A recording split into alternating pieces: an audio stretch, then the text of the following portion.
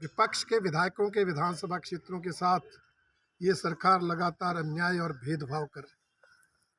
हमारे civil hospital Naina Devi eight Gondal में 6 doctor की पोस्टें जो हमारे इसमें भरी थी, इस सरकार के दौरान वो 6 के 6 पद खाली हुए।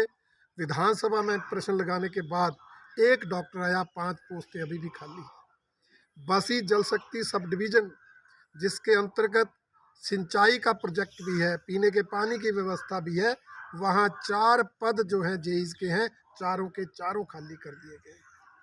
अभी पिछले कल हमारा एक स्कूल है बाग चमियारा प्राइमरी स्कूल, 5 बच्चे हैं। सरकार की नोटिफिकेशन है कि 5 से अगर बच्चे कम हैं तो स्कूल डीनोटिफाई होगा, परंतु उस स्कूल में 5 बच्चे हैं, एसएमसी ने लिख के दिया, उसके बावजूद पिछले कल वो स्कूल डीनोटिफाई कर दिया। हमारे 4 लेन बनने से हमारी 5-6 पंचायतें जो हैं, चाहे वो कुटेला है, तनबौल है, छड़ोल है, मैथी है, कचौड़ी है, कल्लर है, कोठीपुरा, इस क्षेत्र के लोगों को आने जाने की दिक्कत हो। अधिकतर बस रूट 4 लेन में डाइवर्ट कर दिए, और जो रूट वहाँ रहे भी वो भी मनमर्जी से कभी 4 लेन से जाते हैं, उनका कोई समय नहीं है।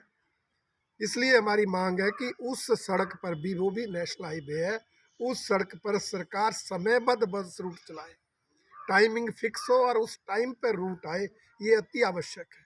और दूसरा, जो रूट डाइवर्ट हुए 4 लेन पर, उनमें भी पुराने ही रूट का किराया लिया जा रहा है, जबकि 26 किलोमीटर दूरी कम हुई है, इसलिए किराया कम होना चाहिए।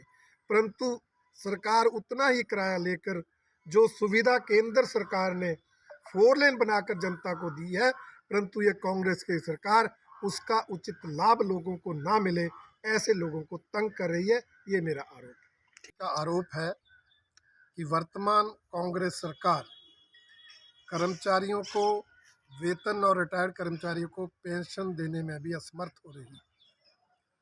12 महीने के कार्यकाल में 12,000 करोड़ कर्ज लेने के बावजूद भी आज हिमाचल प्रदेश बिजली बोर्ड के कर्मचारी तनख्वाह के लिए और रिटायर्ड कर्मचारी पेंशन के लिए आंदोलन कर रहे हैं।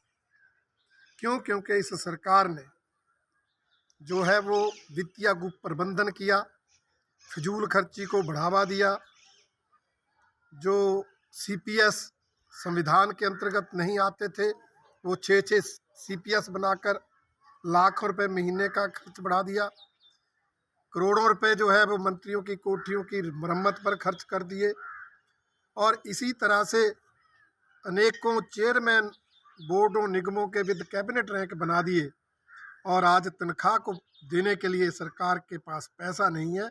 इससे बुरी हालत हिमाचल प्रदेश की आज तक नहीं हुई है जो इस वर्तमान सरकार के समय में हुई थी। यही नहीं, बिजली बोर्ड के कर्मचारी ओपीएस की मांग कर, जो कि सरकार की उन 10 गारंटियों की सबसे पहली गारंटी थी, और इनका कहना है कि हमने वो गारंटी पूरी कर दी, परंतु बिजली बोर्ड के कर्मचारियों के लिए ओपीएस की व्यवस्था नहीं है, जिसका मतलब है कि 1 साल बीत जाने के बाद भी एक भी गारंटी जो है वो पूरी नहीं हुई है।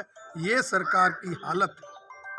और दूसरा, हिमाचल प्रदेश की सरकार इंतजार की सरकार, साल भर महिलाओं को 1500 रुपये के लिए, युवाओं को नौकरी के लिए, किसानों को गोबर दूध की खरीदने के लिए इंतजार कराया, और साल भर कांग्रेस के विधायकों को मंत्री बनने का इंतजार है, और साल इंतजार करने के बाद जो मंत्री बने भी, उन 2 लोगों को 25 दिन बीत जाने के बाद भी विभाग नहीं मिले। हमने नॉन प्लेइंग कैप्टन तो सुना था, पर नॉन प्लेइंग प्लेयर नहीं सुने थे। सुक्खू की इस टीम में ये 2 नॉन प्लेइंग प्लेयर ऐसे हैं जो पूरे विधानसभा सत्र में चुपचाप बैठे रहे, ना किसी प्रश्न का उत्तर देना था, ना चर्चा में भाग लेना था, मूक दर्शक बनकर बैठे रहे। और पहला मौका है देश में कि 25 दिन बाद भी मंत्रियों को कोई विभाग ना मिले।